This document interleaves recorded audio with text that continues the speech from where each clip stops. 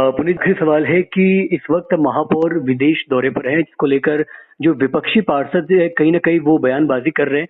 तो इस पूरे मामले पर हो रही राजनीति को लेकर आप क्या कहेंगे? कोई राजनीति की जरूरत नहीं है। महापौर जी को निमंत्रण मिला और उन्होंने निमंत्रण स्वीकार किया है, वो वहाँ गई हुई हैं और मैं समझता हूँ कि उसका लाभ कभी ना कहीं जयपुर को मिलेगा।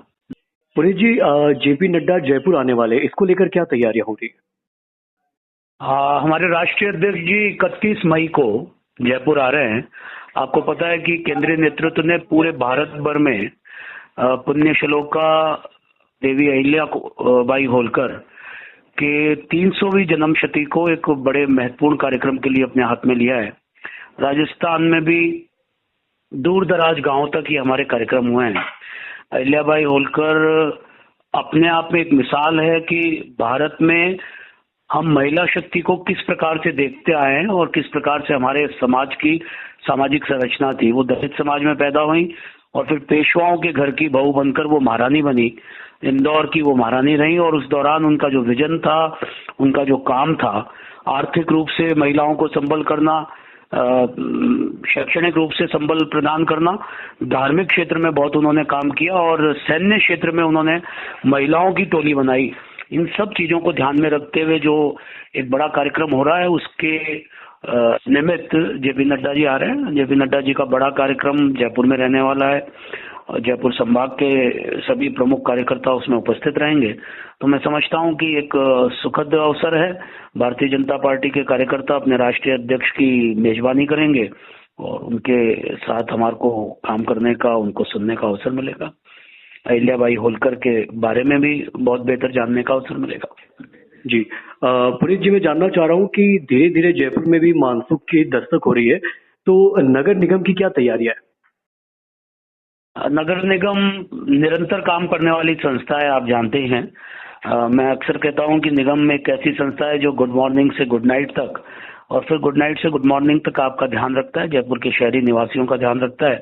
यही हमारी जिम्मेदारी है। यही इसी के लिए नगर निगम या नगर पालिकाओं का गठन होता है।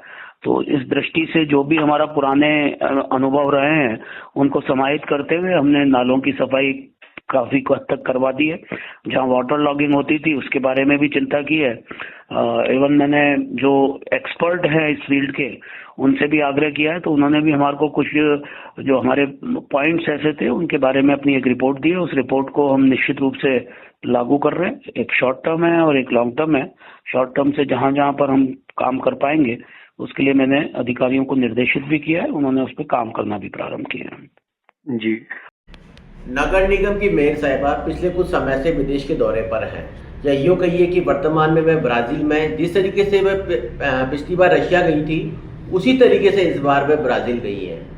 एक लोक सेवक होने के नाते उनका ये दायित्व बनता है कि किसी भी विदेशी संस्था या विदेशी सरकार से अगर ऐसा कोई निमंत्रण मिलता है तो उसको स्वीकार करने से पहले राज्य सरकार से पहले लिखित स्वीकृति प्राप्त करनी होती है।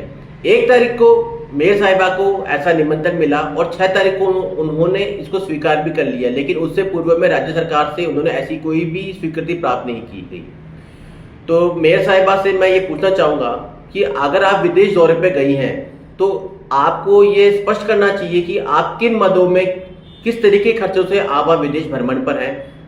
अगर कोई विदेशी संस्था या विदेशी सरकार आपके रुकने का, ठहरने का, हवाई यात्रा का खर्चा वहन कर रही है तो ये FCRA के तहत आता है। FCRA का मतलब हुआ विदेशी अनुदान विनियमन अधिनियम, जिसके तहत ऐसे खर्चों के लिए आपको पूर्व में FCRA से स्वीकृति प्राप्त करनी होती है। तो क्या उनके पास ऐसी कोई स्वीकृति है? अगर है तो उन्होंने को ये स्पष्ट करके दिखानी चाहिए।